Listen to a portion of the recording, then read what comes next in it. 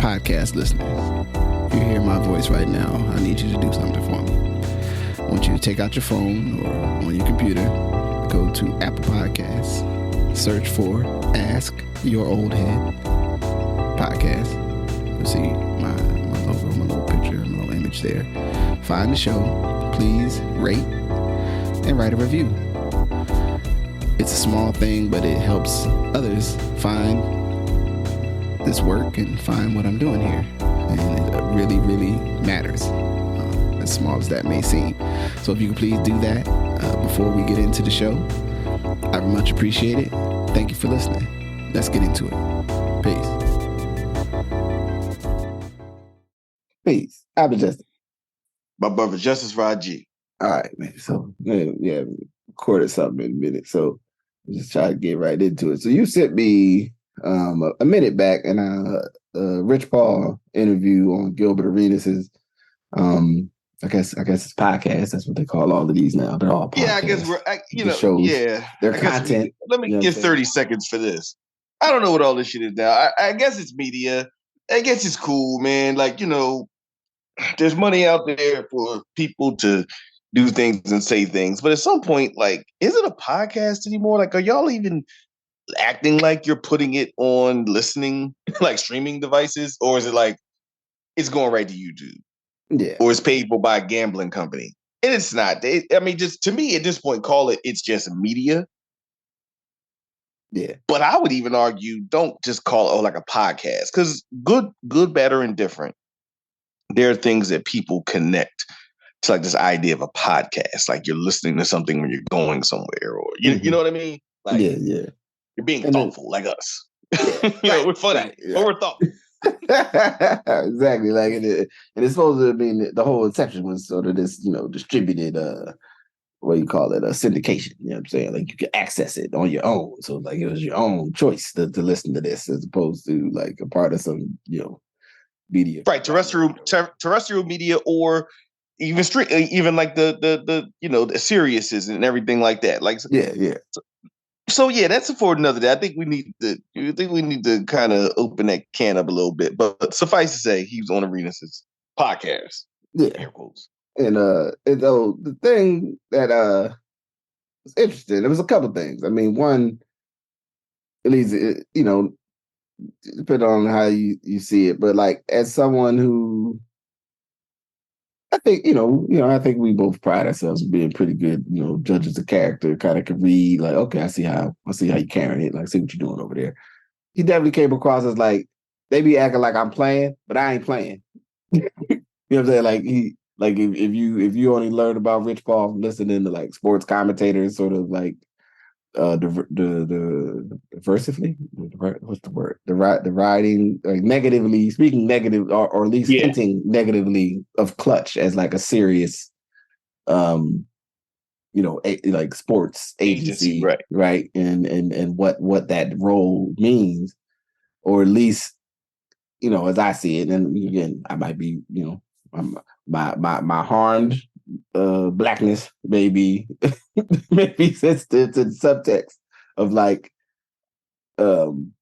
insinuating in one way or another that like almost like it's not like a real like representation in whatever agency, but it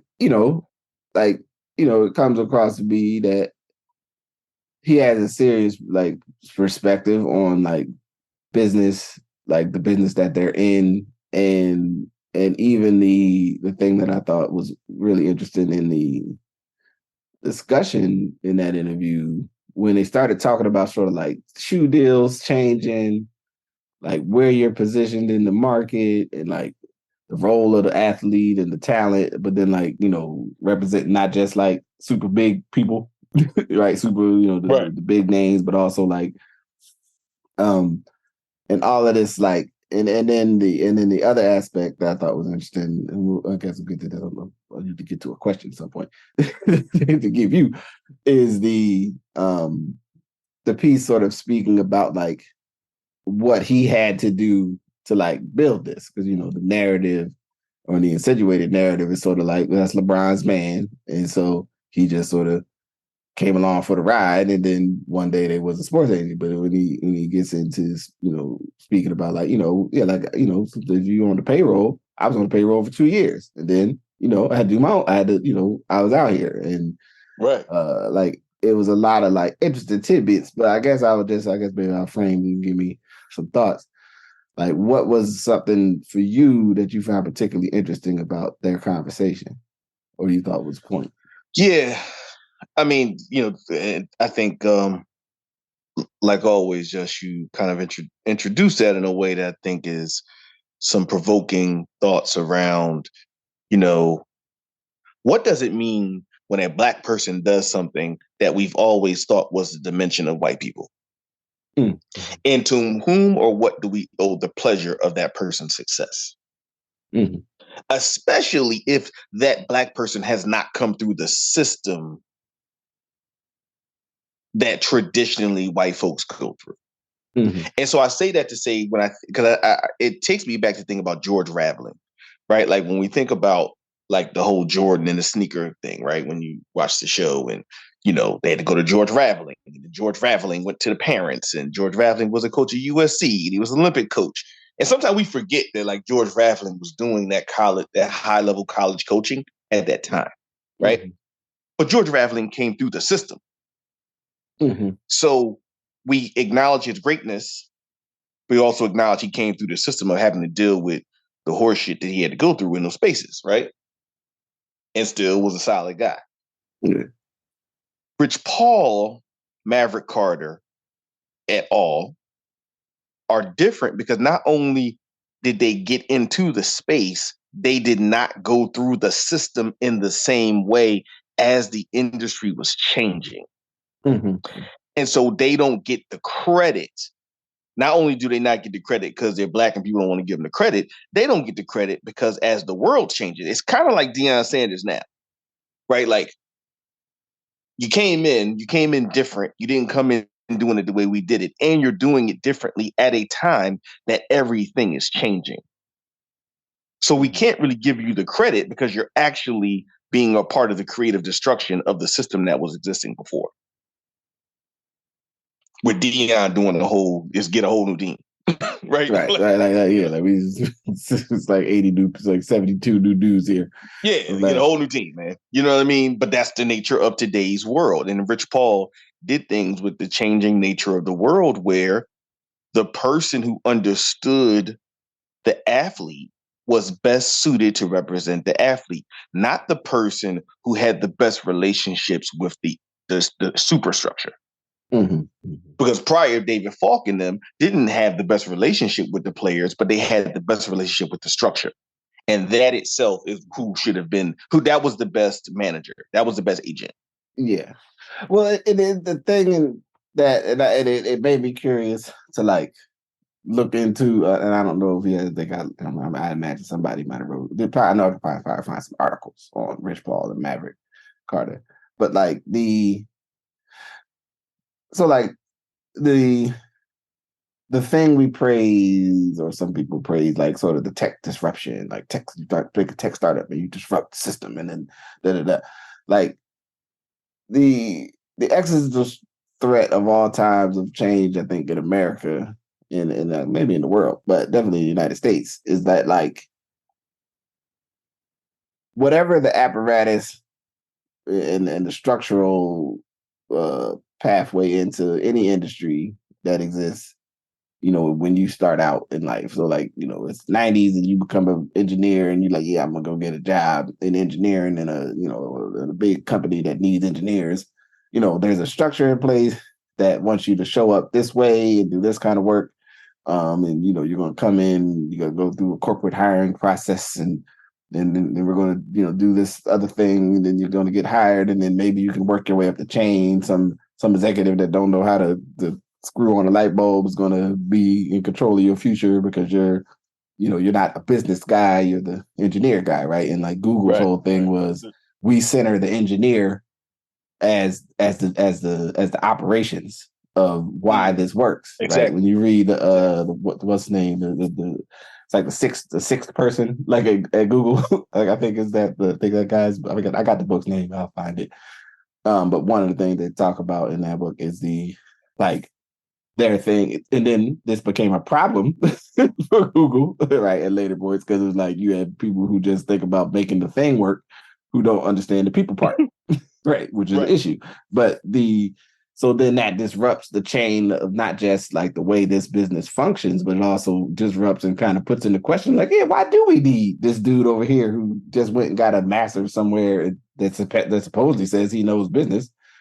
Then they don't even know what this business is, right? Like, why is this person important? And then everyone's, suddenly, and as I think we'll maybe touch on when we get to a second topic here, it like puts in relief like the whole model to go, wait a minute, maybe we don't need like this many admins in the what's the name pool to process paperwork. Maybe we don't need like suddenly all these other roles and jobs and expectations have changed. So like when you have the expectation of like the entourage member who then is like going to kind of become sort of like the representation, or at least the kind of like personal assistant or high level executive assistant to the high operating, pro athlete, the reality or even the trope of what that means.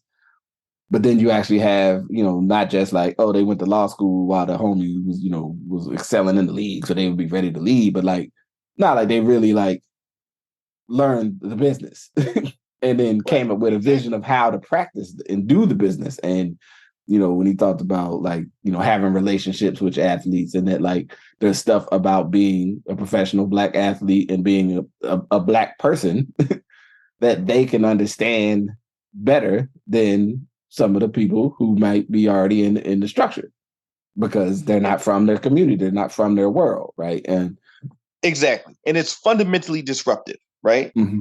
And to your point, when you're disruptive in all the other spaces, we think it's really cool in America. Yeah. Right? It's like Google disrupted this, until it got weird. Elon Musk disrupted this. Like everyone thinks it's cool. And generally speaking, it can produce a higher quality product. Mm-hmm. That's how we should see Rich Paul. That's how we should see Maverick Carter. That's how we should see the broader legacy of LeBron James. Again, that's not to say there were not Black agents, because there were and still are, and other people, because there is a world beyond Rich Paul, and in Clutch, right? Yeah. There are people who are represented by other people, and they are in the system, and they are doing well. So it's not to have that conversation like Rich Paul over everything. However, the uniqueness of his positioning, him having relationships with multiple athletes beyond LeBron James. Right. Fostering the relationships with multiple athletes, being able to tell the athletes the truth of, like you said, about what it means to be a Black athlete. Like, if you don't do this, you're going to go broke. You can't bring 5 guys with you. They all can't be on the payroll. And if they're all on the payroll, what is their job? And if their job is just to be with you and tell you you're great, not to wake you up or make sure you get to the gym, then they're letting you down. When he said, when he talking about, like, when they was talking about, I thought it was actually interesting too. I mean, and there's a later conversation just about like this whole world of these athletes, like speaking on their experience now, like in media, and like what that means, if we could have it a later time. Yeah. But like the aspect of like Kenyon Martin shared to be like, yeah, like the homies, and I bought the building, and then like ain't nobody do nothing with the building, right? Like these things that happen in the process of like how it's like a hyper vision of it, because you have this super largesse of position and power that the athlete has, but it is a phenomenon in the way like men that are peers age together, and like everybody maybe don't go in the same direction in terms of how they life run, right? So then it's like, yeah, we can't hang out. We're not like, not that I don't want to hang out with you no more. I got stuff to do, right? And at some point, if you're not maybe moving about the stuff that has to get done in the same way, we're not going to spend time, right? We're not going to be kicking it because I'm, being busy. And the analogy that I pulled or was thinking about was like, Yeah, at some point, if one of I don't know, if one of us was a pro athlete at Pitt or like just go to the league and we was kicking it, at some point it'd be like, look, if you want me to come hang out, like, I gotta have a purpose around here. I can't just be over, I'm at Majestic House because he gotta go put 20 on the Pacers and shit, and I'm just hanging out. like I'm gonna be in there making sandwiches or something. Like, yeah, I Right. got your food fitness. Like, and And the trend and acknowledgement, and here's what I'll say about manhood and in the black community in particular. And again, I would probably it's probably happening in the Asian community. It's probably happening in the indigenous community. So I'm not trying to, kind of put something this black pathology, right? But Mhm. we're black, so I'm speaking on us being black. Shit. The idea of someone being so wealthy that you can just be there and don't have to have a skill, Yeah. right? Versus you're developing an industry around you. And I think LeBron, and I'll think about this a little more, but I do think LeBron of the ones that we call like the we hold in that high esteem was the first one that like we know the names of three people around them. Like I don't know the names of anyone that hang out with Kobe. And in fact, Kobe was like he was like the Uber Michael Jordan, right? Mhm. Mhm. I don't hang out with none of you niggas. I don't like none of you motherfuckers. Like I follow my own dad. Like, you know what I Right. mean? I don't like all that. Like, you know what I mean? Well, like I am Yeah. an athlete and nothing else, right? And again, I think Kobe later in his career kind of shed a lot of that, right? Yeah. And he But opened up a little bit. early, like we don't know who was Kobe Bryant's like business guy. Yeah. It's But we know who LeBron's business. We know Maverick Carter. We know Rich Paul and a whole host of now guys that are with them that have created these industries, and let's call it that. And being in Pittsburgh, 2 hours from Cleveland, you definitely see the impacts of what they've done in Cleveland.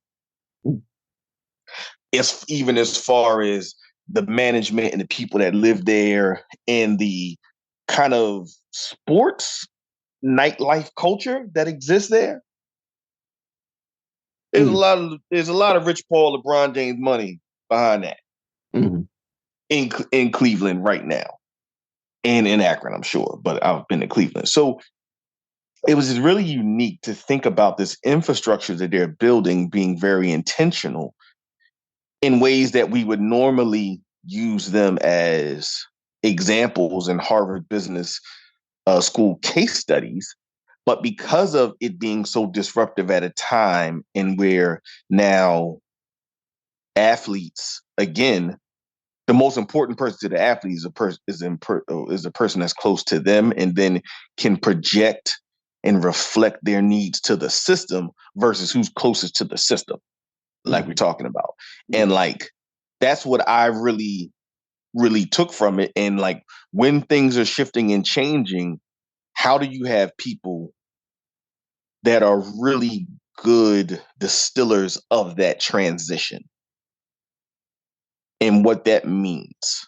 This week, the Sports Illustrated had the money issue on NIL, and I'm reading through it now, and that's a whole nother thing of like what happens when someone's in high school and literally starting to create this context that they'll be a millionaire the moment they sign to a college.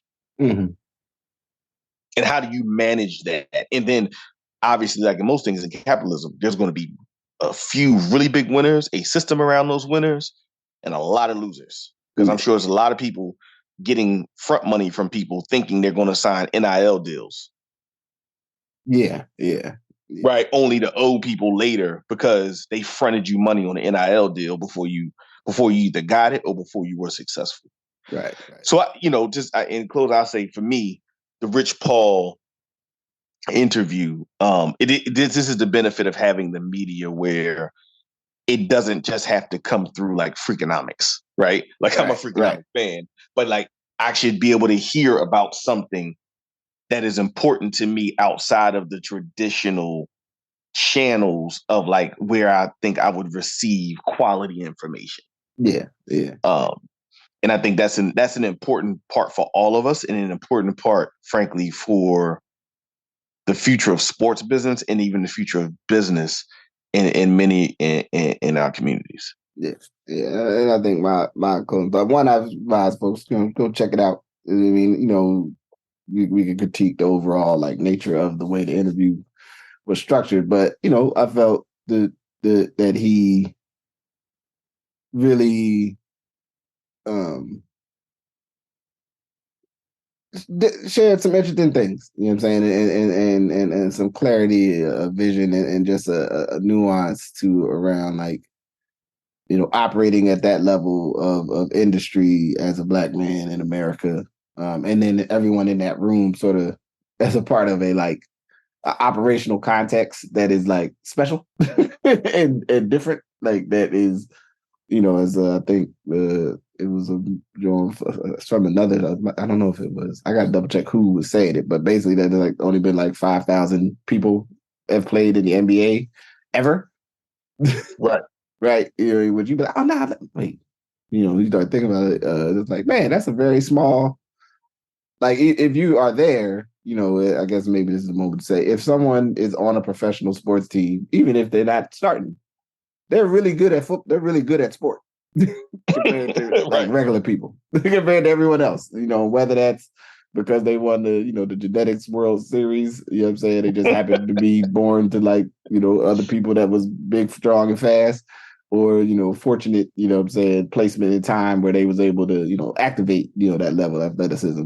But then all of the other things that come with that is really a structure that quite frankly is that are paid, that other people have incentive to make money off of you and not be totally concerned with how it works out for you. And I think it was really it was really it was like an interview. I was like, I'm gonna listen to this again, and then I'm gonna go see if I can find some other like Rich Paul discussions because also the thing I think it showed to me is like I think like they clearly have a perspective of like how they're trying to approach the world, right? And they've been playing that play out, and I respect that. You know what I'm saying? Like, we got to, this is how we gonna do it, and then we're doing it. And there's a discipline in the theory of the case. Just on that point, Rap Radar also did an interview with him because I think his memoir drops in October. Okay, yeah. Which is, I think, a lot of the kind of build up for the conversation. To get that out there. Okay. Yeah, but I think Rap Radar has I watched that one. Has a good one too, in regard to his theory of the case. Indeed. So, in other news, briefly, the writer's strike ended, and the I think the last 146 days, which is a significant amount of days.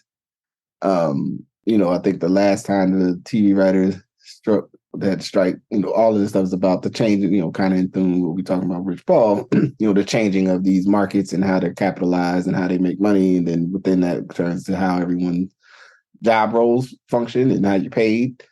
And I don't know all the nitty gritty details of the agreement or the tentative agreement, and so I'm not going to attempt to do that. But I think there's a larger conversation about like labor organizing, and then also like, especially in this context, like creative folks, and then like the idea that there's that even technology could do some of those roles. But not so much like the discrete conversation about whether AI could or couldn't, but the idea that like somebody who has the power to figure that out and be like, well, if I could not pay you and I could use this algorithm of this server over here to generate at least reasonable or close to something useful content, like I would, like kind of the idea that like I think was at the core of the fight there, was really around like how these things that are, I guess I'm mumbling, rumbling, bumbling here. All right, TV when we was kids was highly structured on, look, we sell commercials in between the shows. There's only so many networks. A jabillion people have to watch them because it's all they got. And then cable came out, and then they were like, oh, well, we can make space for some other content. And then they pay the cable, you pay the cable man, and and we all you get the ability to watch a whole bunch of shit that you're not going to watch. Yeah, and we can repurpose stuff that we already put out even further. So not only can you watch what's happening, you know what I'm saying, and Right. That's My Mama and all these other shows that you didn't know was on, because she was, if you know, I was 4 in 1980, like I didn't know all the shows, but then I saw all these shows, you know what I'm saying, because they was in syndication because you had more channels, right? Um, and then the other, the people always cite that the previous writer strike really turbocharged the reality industry because TV recognized that, oh, we can make these reality shows where we don't have to pay as many writers, we don't have to pay as much, like, in the show, and people watch this stuff. So like all y'all that watches all of them shows, Housewives of this and the outdoor that and the Bachelorette, the Bachelor, and the Tough Love 7 and whatever, y'all watch all that stuff. I mean, I watch a couple of cooking shows and Lego Masters occasionally. You know what I'm saying? I ain't saying I've never seen Lego Masters. I gotta check it out. It's it's a little weird, but if you like Legos, they do make some dope Lego stuff sometimes. If you like to see it, like, man, that's a crazy castle. Look at that castle. You know what I'm saying? Like, and that, so like reality shows structurally are really cheap to make because like you can sequester people for like 4 or 5 weeks and you do all this stuff with them and you film it and then you can put that on for like 6 months, right? Yeah, and have people watch it and spin them off. Yeah, right. And you sell the ads and do like, so it's a lot of it's just stuff. So I just wanted to touch on though, like I think the larger thing that's happening is we do have even though unions once, I think, what's the number, like 40 or 50% of like the American workforce used to be in the 50s or 40s, 50s. I'm not here gonna quote it's lowest than it's ever been in a long time. Yeah, it's lowest it's ever been. However, I think we're in a moment of, especially where the union still exists, of a level of assertiveness and like, yo, you're gonna have to, and I think at the core, at least my understanding of the writer's strike is sort of like, you have the money to go ahead and just like pay folks appropriately, like to just do it. Like this is like, you don't need to be this greedy. Like you can go ahead and cut us a check so we can make these TV shows and programming. But yeah, I wanted to get your thoughts just on like that. Yeah, I think what you make is a couple great points. Again, touching kind of off the creative destruction of like when things start to innovate. What's your relationship to the innovation? Mm-hmm. Who does the who's the innovation benefit or not benefit? When I think about the television, it's kind of very similar to, not similar to UAW strike, although I see obviously just asserting the role of labor, especially when coming out of the pandemic, all kind of companies are flush because of the very unique conditions we existed in for 3 years. Mm-hmm. Like everybody was home. Yeah. Right. Or like, making some of the transitions to the cars and just all these kind of things. And you have people asserting labor, and labor kind of has to assert itself. And this is not a pro anti, this is just me looking at it. Everyone sees themselves as the manager these days. No one sees themselves as the worker.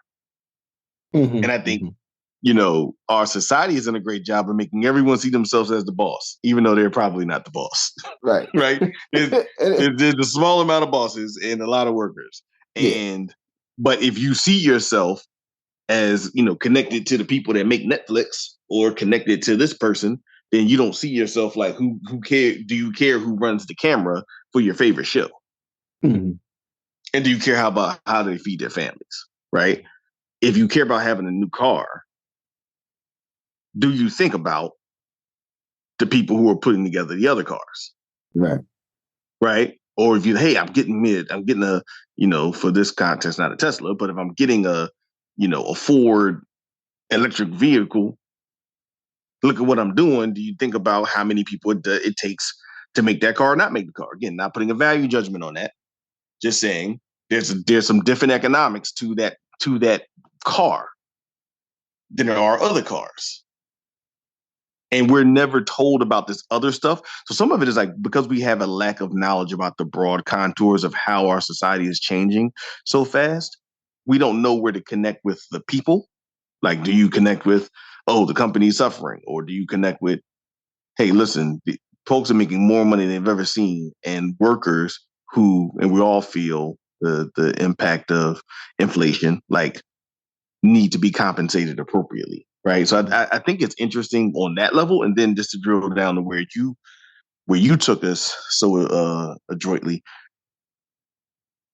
the idea of how television is created, and one, to your point, how much is really recycled. Mm-hmm. Because now that you're saying this, it makes me realize, yeah, since 1996, right? I think 96. I mean, The Real World was the first reality show, right? But as I recall, like Big Brother, which I think it was like is 1996 when it was a reality show. I think so. Yeah, Survivor is the other one that's like super long running that you don't realize. I think Survivor's been on TV almost 20. It's more than 20. It's like closer to 25, I think, than the 20. Yeah. I mean, definitely closer to. I think like 96. Like there's a whole. Like I said, I remember the first time I saw like the Real Housewives of Orange County, and I was like, that seems like a weird thing to make a TV show about. Who are these? Why should I know who these people are? You know what I'm saying? Like also like cable channel had to have something on. And then now it's like, it's our Real Housewives are everywhere. Right. And showing random people go like, yo, maybe I can, that's like an aspirational pathway. Like, yo, maybe I can get on the real barbecue cooker. And then spinoffs. And then West Valley. The wild thing is there's industries of like YouTube shows and podcasts that are spinoffs of the reality show. Yeah. So then all they do is talk about the reality show, and then you either pay them or they get ad money for you to talk about a reality show. And so now and you got AI kicking in of like, well, maybe since AI can write me a newspaper, it can also put together a script. Put the script together. I mean, it's like and my take is, and I'm not talking about the kind of broader existential thing that I think you brought up so thoughtfully, but like 80% of the shows, if it was a scripted television show, if I watched it, I probably couldn't tell the difference. And that's not a knock to the writers, it's just to say I don't know the nuances of it, right? So again, it's very similar to our conversation. When we don't know the nuances of a thing, I don't know the difference if AI wrote the thing versus, on watching a show, some sort of comedy show, watching a kids comedy show on Nickelodeon. How do I know? Right? Now, I would know if I was watching Billions. I don't think you can mimic that. If I was watching The Wire, like there's some stuff you can't really do, you can't really make up, right? You need, so I think there's this broader lack of knowledge from the general public about the role of people in these spaces and in the role of technology and AI, and where are the places do we think that technology can serve us and reduce cost, and the question of who's it reducing the cost to? Like, is it producing a better outcome for you? Are you reducing my cable price because you're not paying that person? Because if you're not reducing my cable price because you're not paying absolutely not. then doesn't really benefit me, right? Absolutely like that's on a very selfish level. One thing I can tell you for sure, and two for certain, they ain't never cutting the price. Price go one way, up at the cable company. Ain't that a damn shame? You ain't told no lies. And I know, I used to work in one. I worked in two of them. Price go one direction, up. You know what I'm saying? And so like you have that, and I think that to me is the like, I don't know, the interesting rub with all of this as we're in this moment, right? And as we have,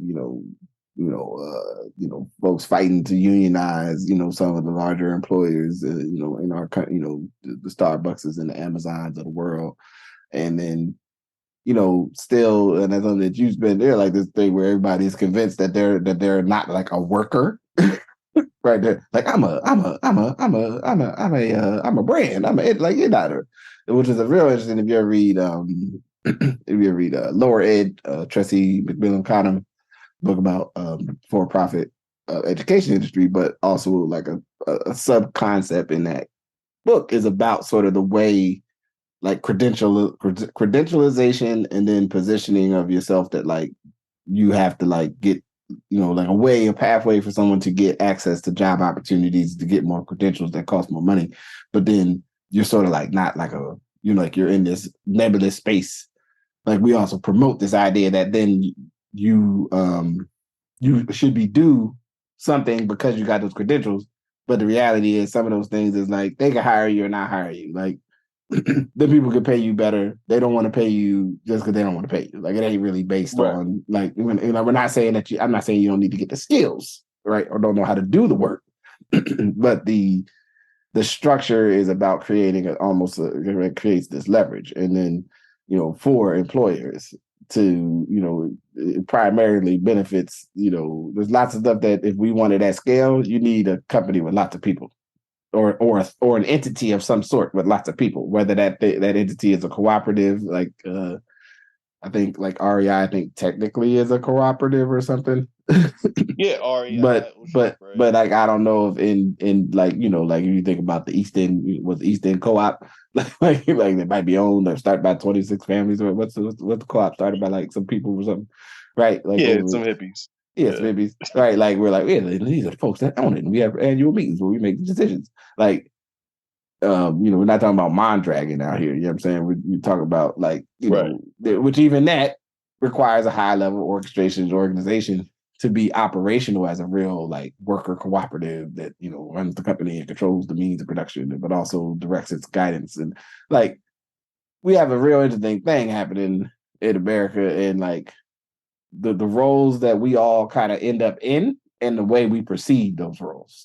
And then like the way we talk about them in structure. And so like folks could, and you can see it through like, well, what are the writers complaining about? They make plenty of money. And it's like, well, you don't know how much, first of all, most of us don't know how much anybody really actually makes. And the median income in the United States, I think is still like $50,000 or something like that. If I'm, somebody go look up the stats, I'm not here to but in my mind, that don't sound like the right number. Like, man, that seems like we should be doing a little better than that in the wealthiest country in the history of the universe, as we understand it. And so you have to ask, to me, like the pervasive idea, like within American society, that is like, if I can pay you pennies or peanuts, that's totally cool. If I can get you to take it. And it's like, why do we treat? I mean, I know why we treat people like that. I mean, that'll be a different podcast, but it doesn't have to be that way. Like we could go like, let's pay it. Let's just do a little better on pay it, like split the bread, and not be kind of being like, yo, how we gonna find an edge? We gonna pay these people that spent their whole lives getting good at writing as little as possible. We're gonna set them up in they call them like hot boxes, where they'll like hire you for like 2 weeks and try to get you to write as much as possible, and then wrap it up and take all the scripts and like make the show. And then like that's it. Like we don't ever hear from you again. And it's like, yo, why? Like you don't have to do that. Like you just don't have to do that. I think that ties back to who do we align ourselves with and why. And I'm going to say this. I think there are times where labor has not been the broad labor movement has not been as intentional about connecting people to the reality of the job they do. That it's been more like, if I'm doing okay, I'm not telling you about the stresses of my job because I'm doing okay. Mm-hmm. So I don't bring up the fact that there is an inherent challenge in maybe the corporate worker relationship, because I'm doing well. And that's also what happens. So if you have that, and then everyone fashions themselves a boss, which then makes people say, well, here's what I would do if I ran y'all, and I wouldn't pay y'all neither. Then next thing you know, because that's the other thing. People like, if it was my company, wouldn't pay y'all neither. You know what I'm saying? I got to get mine. I got an LLC over here, which don't even get me to yeah, we'll say that. The LLC-ification of the Black community during the pandemic. And I do think I will, and I'll stop here. And that's kind of where I'm at with that. But I will say to this, I do think history will look at what happened in like the two, maybe let's say year and a half to 2 active years of the pandemic. and Black folks' relationship to money. Yeah. Because I think there was a literally huge shift in that time. And I think there was a huge loss and leakage of money from that time, from the Black community in particular. Again, because I'm Black, I'm sure my Latino brothers, Latino sisters could say something different. The same with the indigenous community. But like, something happened in them year or 2 years, and I let's talk about this. I really want to talk about this, man. Between the whole NFT, thing Oh yeah, falling through the floor, we need to talk like about that. there's a shift around the concept of money and what happened during that time. But I will stop there and just say I think your relationship of how you see yourself as a entrepreneur, leader, boss, sometimes often has an inverse relationship with how you see the importance of labor, which is, I think, in a good way, coming up in American society that, hadn't reared its head nationally. Like, we would see strikes on local levels, but hadn't reared its head nationally in some time. So yeah. I think absolutely. Yeah, we'll circle back, to this because I think there's a lot there. You know what I'm saying, to talk about, and even how it's shaping, what's happening now, right? That we're like kind of on the other side of what the pandemic was, and like our I think larger community dialogue about like economic opportunity and community planning and vision and all sorts of stuff. You know what I mean? And then the individual sort of conversation around like where we're going. So, yeah, Pete. So one more thing for I let you go, and we won't get too deep on it. I just think it's interesting on the way out. So we avoided a government shutdown because McCarthy had to basically go get votes from the other team, breaking what has been I mean, I don't know. I mean, I guess it's been a while. Somebody that tracks these things better of like, pretty much every team, your team votes all together and the other team votes all together, and that's how that goes. And McCarthy, I mean, I think it's significant and a major issue because, the small contingent of his very thin ability to be Speaker of the House in terms of, like I said, calls them the hardline conservatives. Was like, nah, man, we want the government shut down. And he was like, come on, man, we can't really be doing that, y'all. Like, this is not, nah, man, later for that. And then, so, I haven't had time to get all into the details of the ins and outs. I'm going to try to do the day to day, do a little more reading to get a clearer understanding. But I just think it's, in the midst of all that, the things that could be, to have that happen, over this weekend to avoid, which quite frankly is the most ridiculous, one of the most ridiculous things. I think we've talked about these at least a little bit. Like, this whole thing is a contrivance that is not necessary, right? It's like, it doesn't help us have more effective governance or anything else. That like every 3 or 4 months we got to vote to pay the government's bills. Like, it's sort of ridiculous. It's not sort of, it's ridiculous, but the fact that this happened, like, I'll be curious, like, what you think, what do you think this means in the moment, or what are we looking at something really weird happening in the next couple of months? Oh man, I mean, I think here's the thing: if we step back and we look at it, this started happening. I mean, as you can kind of really see it in like 2012 with the Obama administration, I think it was 12 or 11. Yeah, that was the first. That was the first like time we like that. This really like, oh well, we basically like we figured out, we got this thing where we got to vote on this instead of just voting on this because the government needs to pay its bills. We should use this as a leverage tool to make the administration do a thing. And Obama blinked, and here we are. And here we are, right? So because we go back to Gingrich in '95, he did it. Clinton didn't blink. Gingrich blinked, and then he was never the same again. Yeah. Obama blinked, and we've been held up by a band of pirates for the last 11 years in different formations, right? Right. And I think it again one the idea that when a budget is signed, we have not agreed to pay the bills of the government for the entire at least the entire year. Like and for everyone watching or listening, but then watching that story, please remember that this is only for they only put it off for the next 45 days. Right. Like this is not like they didn't get to a point where like we figured it out. See you next September. It's only to pay for the next 45 days. And it's going to happen again. And, you know, depending on what you read from what angle, the Republican Party may or may not have a speaker sitting for a minute, a sitting speaker in the House. Because if they go to vacate the motion for the House and they can't come up with a conclusion, they just won't have one. And the number two in the Republican House is Steve Scalise, who's currently being treated for cancer. Oh, right? Right. And there's a whole bunch of stories on how McCarthy and Scalise actually get along, and that's a whole nother thing. So I think people should really recognize that, like, on a federal level, the American government doesn't work very well.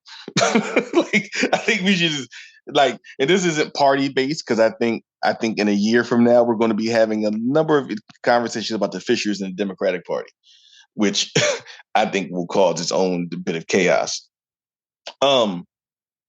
Looking at an election, but like the fact that you have a set of people who were elected and in their election are now saying that they were elected to actually not run a government. Right. That the interest of the set of people that they represent, that they're saying that set of people would rather the government entirely shut down than to figure out compromises on issues. If I followed the logic that was true, now I'm going to go and say that means Matt Gaetz from Florida went back and talked to people in his district. Let's assume this, and heard from over 50 plus one, right? Right. 50% plus one of the people in his district told him, shut it down. Shut the motherfucker down. Shut it down. Delay those Section 8 payments. And if they did that, they're morons. Checks. They're morons. They're morons for thinking it. They're morons for electing him. He's a moron for coming here saying that he should go do a thing to shut down, not paying the army. This wouldn't happen. But you know, people got to remember, in the countries when you don't pay the military, weird stuff starts happening. I'm not saying it wouldn't happen. But in countries, when you don't pay the military, they're the ones sitting with the guns. It's just the whole thing of it is, I mean, you know, like I understand it's like, you know, you could have more leverage if you have a highly dysfunctional world and you're a small pocket of, you know, you're a smaller pocket of people. Right. So like if it's a mess and it's chaos and people don't want to be involved, then our position is stronger because we're unified in how we want to show up in it. You know, but and I suppose part of their thinking is I'm not going to be around if it all falls apart like in over the next 30 years and you have a whole different world experience. But it's pretty selfish and short-sighted, and there's a good Netflix. Have you ever watched the Death? What's the name of Robots? And it's like little animated shorts. It is one with the start of the third season with the robot, where the robot overlords come back to Earth to like see what happened to humans, and they kind of go through all the like, oh, these type of humans, they thought they would do this and this would work out for them, and these humans, they did this decision, and it's very.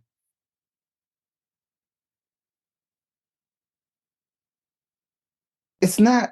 I don't know why for some folks it's a virtue to be like, yeah, I'm not listening to nothing you got to say because I want to do it this way and you guys stick. So I'm just going to, if you want to come, I mean, I guess I do.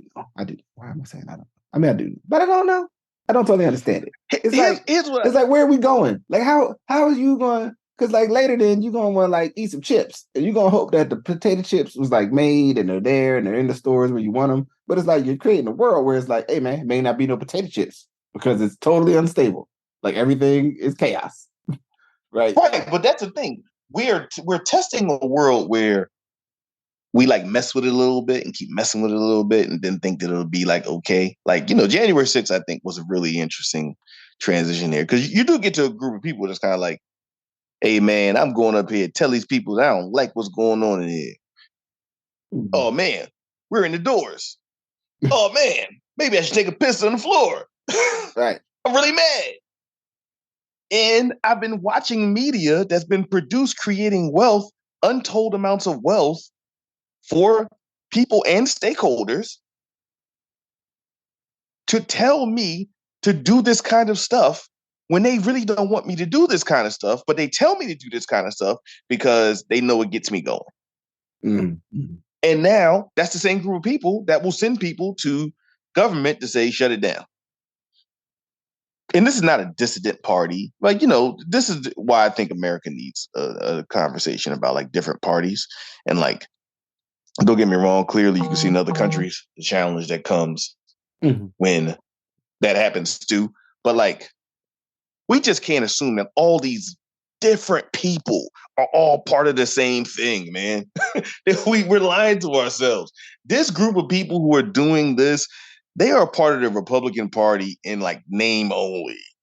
They're not even part of the like Republican Party that, people will be like, oh, okay, yeah, I want lower taxes. I kind of don't like this. I kind of like this. I want us to be strong in the world. These people like this. I don't want no taxes. I don't want this. And I'm not giving money to nobody. I don't care if it's Putin or not. Like, right? I don't give a fighting Putin. Who else we fight?